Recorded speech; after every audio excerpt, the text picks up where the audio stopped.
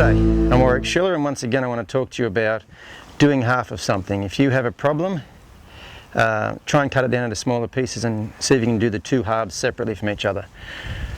This is a 3-year-old warm blood stallion that I'm starting, but recently I worked with a 18-hand jumping horse.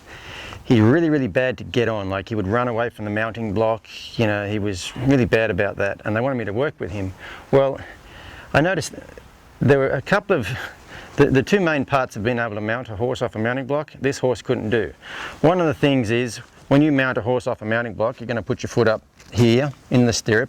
Well, that horse you couldn't do this. Anything moving around his sides, whether it was my hand, this going over here, anything like that, bothered him. He'd snort and run sideways and carry on. So he wasn't prepared to do half of mounting, which is that part.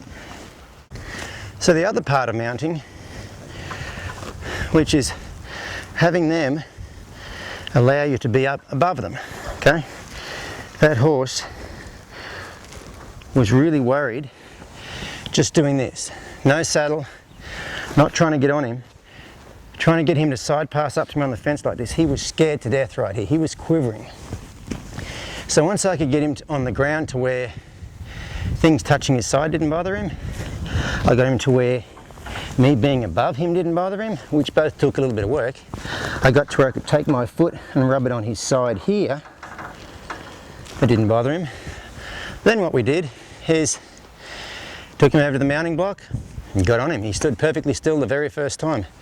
Never stood still at the mounting block in his life, because once again, he couldn't do either of the two parts of mounting.